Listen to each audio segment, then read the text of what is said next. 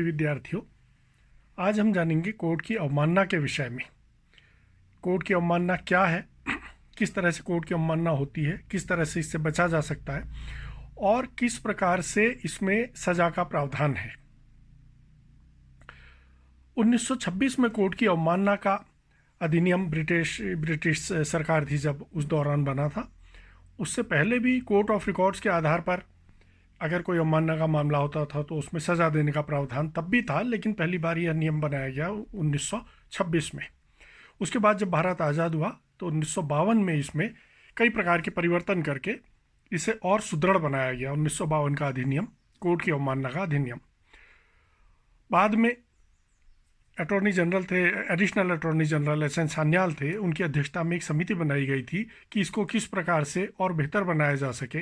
उस समिति की सिफारिशों के आधार पर 1971 में पुनः एक नया अधिनियम बनाया गया, कोर्ट की अवमानना का अधिनियम। और उसके बाद 1975-76 के आसपास उसमें कुछ और सुधार किए गए थे। तो ये अवमानना का जो अधिनियम है, कोर्ट की अवमानना का कानून जो है हमारे देश में लागू है आज। कोर्ट की अवमानना दो तरह से हो सकती है, एक तो होती है फौजदारी और एक होती है दीवानी, क्रिमिनल और सिविल। सिविल मामलों में, दीवानी मामलों में यह होता है कि अगर कोर्ट के द्वारा दिया गया कोई आदेश है, उसका पालन नहीं हुआ है या उसको सही तरीके से लागू नहीं किया गया है, इन मामलों में आमतौर पर कोर्ट उसको अपनी अवमानना मानता है। इस तरह के मामले ज़्यादातर वो होते हैं जहां कोर्ट ने कोई निर्देश दिए होते हैं और सरकार या सरकारी अधिकारियों या इस प्रकार के किसी अन्य व्यक्ति द्वारा उनका पालन किए जाने की अपेक्षा की गई होती है। अगर वो अपेक्षा पूरी नहीं होती, समय पर उन नियमों को लागू नहीं किया जाता, समय पर उस फैसले को नहीं लागू किया जाता या उसे थोड़ा गलत ढंग से लागू किया जाता है और निर्धारित समय सीमा तक उसमें कोई कार्रवाई नहीं होती, तो ये कोर्ट की अवमानना के मामले हो सकते हैं। ये माना जाता है कि भाई कोर्ट के आदेश की अवमानना हुई है। दूसरे मामले जो होते हैं आमतौर पर वो क्रिमिनल मामले माने जाते हैं कि जिसमें कोर्ट का एक तरह से अवमानना के बजाय आप इसको अपमान कह सकते हो, कि एक तरह से कोर्ट का अपमान करना। कोर्ट का अपमान करने की बहुत सारी सी ऐसी बातें हैं जो कोर्ट के अपमान की श्रेणी में मानी जाती हैं। इनमें बहुत सी छोटी छोटी चीज़ें भी हैं और कुछ बड़ी चीज़ें भी हैं। छोटी छोटी चीज़ें इस तरह की हो सकती हैं जैसे कोर्ट की सुनवाई के दौरान वहाँ उपस्थित लोग हैं, अगर वो शोरगुल कर रहे हैं जिससे न्यायालय का ध्यान भंग हो जाए, मान लीजिए, तो कोर्ट की अवमानना मानी जा सकती है। अगर किसी की मोबाइल की घंटी बज जाए उस दरमियान, उसको कोर्ट की अवमानना माना जा सकता है। कोर्ट के आसपास कई बार कोर्ट साइलेंस जोन घोषित कर देती है कि इस जगह पर किसी प्रकार का शोरगुल ना हो, कोई हल्ला गुल्ला ना हो, गाड़ियों के हॉर्न न बजें। और अगर उस दरमियान गाड़ी का हॉर्न बज जाता है या कोई इस तरह की घटना हो जाती है, उसको भी कोर्ट की अवमानना माना जा सकता है।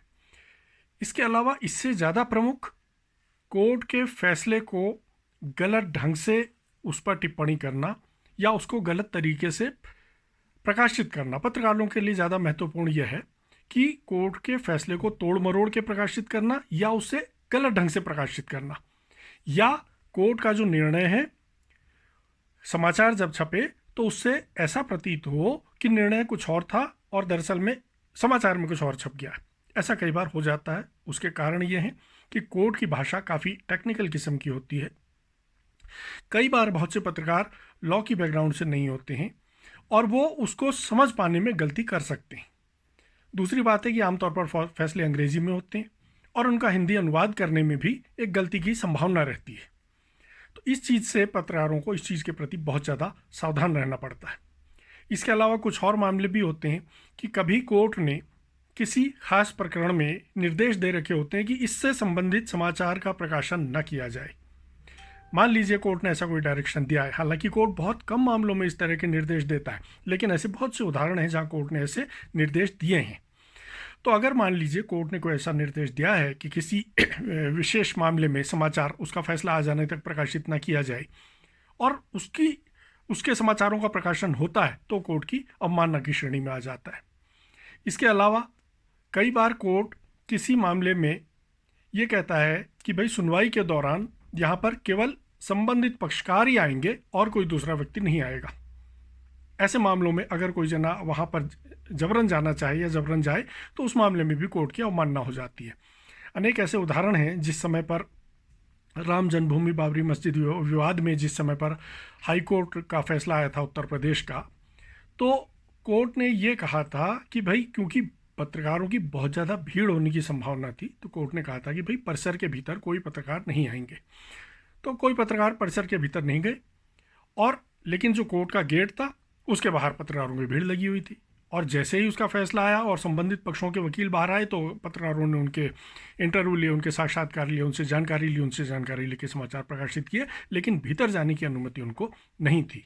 तो कोर्ट कई तरह के दिशा निर्देश, कई बार किसी पक्ष की फ़ोटो छापने के बारे में कोर्ट निर्देश दे सकता है कि इस मामले में कोई फ़ोटो का प्रकाशन न किया जाए। महिलाओं के संबंध में, जो महिलाओं के संबंध में दुर्व्यवहार होते हैं उन मामलों में, या कोई नाबालिग व्यक्ति अगर है, किसी अपराध में लिप्त पाया जाता है, भले वो युवक हो या युवती हो, तो उन लोगों की आइडेंटिटी डिस्क्लोज नहीं होनी चाहिए। अगर उनकी आइडेंटिटी डिस्क्लोज हो जाती है, भले ही उनका अपराध कितनी ही बड़ी श्रेणी का क्यों ना हो। इस मामले में एक उदाहरण के रूप में आप समझ सकते हैं कि निर्भया वाले मामले में जो एक प्रमुख आरोपी था, जिसके ऊपर सबसे ज़्यादा आरोप थे, वो दरअसल में नाबालिग था उस समय पर। इस मामले में अब तो अभियुक्तों को फांसी भी हो चुकी है, लेकिन उस अभियुक्त को 3 साल के लिए केवल सुधार गृह में रहा गया था, उसके बाद उसको बरी कर दिया गया था। लेकिन उसका नाम देखो आज तक कोई जानता नहीं है, क्योंकि उसकी आइडेंटिटी डिस्क्लोज केवल इस कारण से नहीं की गई कि वो नाबालिग था, जबकि अपराध बहुत बड़ा था। तो छोटे अपराध इसके अलावा होते हैं, कई बार लोग इसका दुरुपयोग भी करते हैं इस तरह के नियमों का, कि जैसे मादक पदार्थों की तस्करी में बच्चों को आगे बढ़ा देते हैं, या छोटी मोटी चोरी करने के लिए गैंग बना करके बच्चों को आगे बढ़ा देते हैं। लेकिन इसके बावजूद भी नियम यह है कि नाबालिग की आइडेंटिटी डिस्क्लोज नहीं होनी चाहिए। अगर इस तरह का कोई मामला होता है, कोई समाचार छपता है, तो कोर्ट सुओ मोटो यानी अपनी तरफ से उसमें संज्ञान लेकर के भी सज़ा दे सकता है संबंधित पक्ष को। सज़ा क्या होती है कोर्ट की अवमानना के मामले में? आमतौर पर कोर्ट की अवमानना में 2000 रुपये तक के जुर्माने का प्रावधान है, किया जा सकता है, या 6 महीने तक की सज़ा भी हो सकती है। ये निर्भर करता है संबंधित न्यायाधीश पर। बहुत से मामलों में, छोटे मोटे मामलों में, न्यायाधीश संबंधित पक्ष के क्षमा मांग लेने को भी काफ़ी मानते हैं, या थोड़ी देर के लिए कोर्ट की प्रोसीडिंग के दौरान कोर्ट में खड़ा कर रखेंगे या कटघरे में खड़ा रखेंगे, वो भी सज़ा पर्याप्त मानते हैं। ये निर्भर करता है कि अवमानना की श्रेणी को, की गंभीरता को कोर्ट किस रूप में लेता है। यह संयोग की बात है कि हम आज कोर्ट की अवमानना के बारे में पढ़ रहे हैं, और आज ही 3 प्रमुख व्यक्तियों पर, देश के प्रमुख लॉ संस्थाओं से जुड़े हुए, बार एसोसिएशन जैसी संस्थाओं से जुड़े हुए 3 प्रमुख व्यक्तियों पर सुओ मोटो यानी स्वतः संज्ञान लेकर के कोर्ट ने एक मामले में उनको अवमानना का दोषी पाया। और आजकल वीडियो कॉन्फ्रेंसिंग के जरिए, लॉकडाउन के दौर में सुनवाई हो रही है, वीडियो कॉन्फ्रेंसिंग के जरिए सुनवाई हुई थी, और उसके बाद 1 मई की तारीख तय की गई है कि 1 तारीख को कोर्ट इस मामले में सज़ा देने वाला है। आप लोग सजग रहिएगा, देखिएगा ज़रूर कि 1 तारीख को क्या निर्णय कोर्ट का आता है, क्योंकि ये कोर्ट की अवमानना के मामले में एक प्रमुख मामलों में से एक है कि जिसमें कोर्ट ने स्वतः संज्ञान लेकर के इस मामले को आगे बढ़ाया है। तो कोर्ट के मामलों में हमें सावधानी इस बात की बरतनी चाहिए कि समाचार का प्रकाशन करने से पहले पूरी तरह से निश्चिंत हो जाना चाहिए कि जिन तथ्यों को हम लिख रहे हैं, जो बातें हम लिख रहे हैं, वो पूरी तरह सही हैं या नहीं।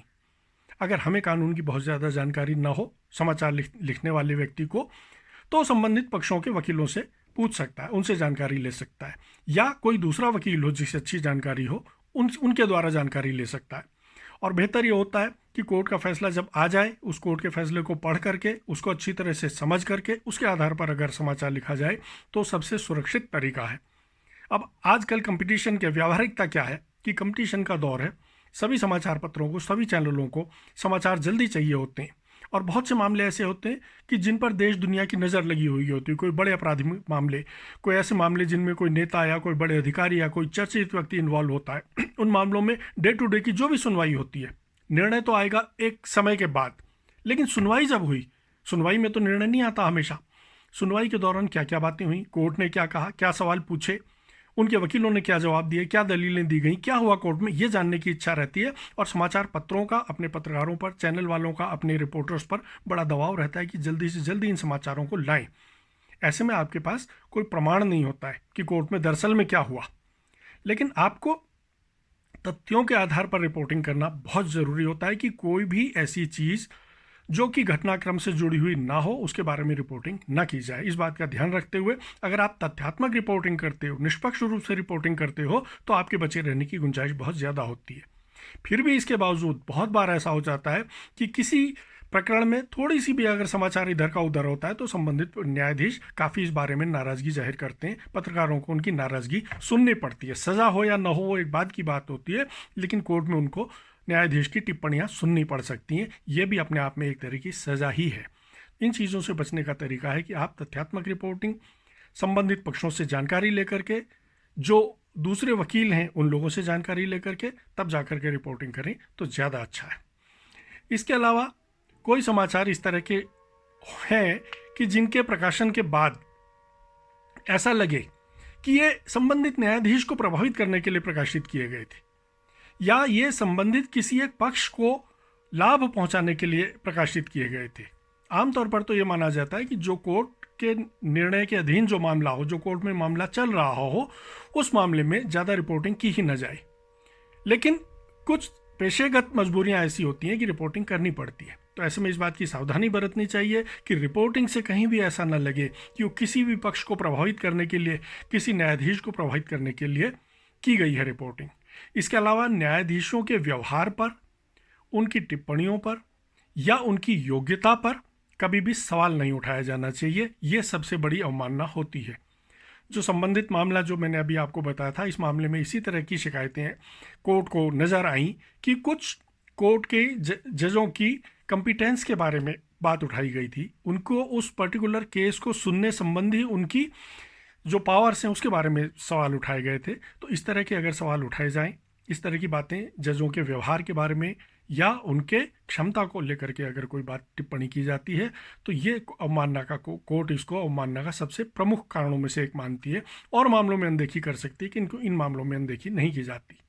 इसके अलावा कोर्ट के मामलों की टिप्पणी पर टिप्पणी करना, निर्णयों पर टिप्पणी करना या उन निर्णयों को अनुचित ठहराना या उन निर्णयों के बारे में सवाल खड़े करना, ये सारी चीज़ें भी कोर्ट की अवमानना की श्रेणी में आती हैं। इन चीज़ों से बचना चाहिए। ऐसा नहीं है कि कोर्ट में गलतियां नहीं होती, गलतियां अक्सर होती हैं, क्योंकि लोअर कोर्ट के फैसले हाई कोर्ट में बदल जाते हैं, हाई कोर्ट के फैसले सुप्रीम कोर्ट में बदल जाते हैं। इसका मतलब किसी न किसी स्तर पर वो फैसला गलत हुआ माना जा सकता है, लेकिन यह निर्णय करने का अधिकार कोर्ट को है, न कि एक आम व्यक्ति को कि वो फैसला गलत है।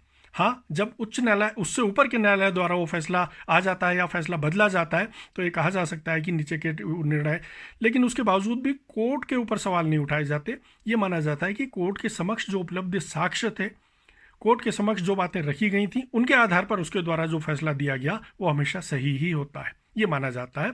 तो कोर्ट के फैसलों की आलोचना किया जाना अपने आप में कोर्ट की अवमानना हो सकता है, इसलिए इसके प्रति हमें सावधान रहना चाहिए।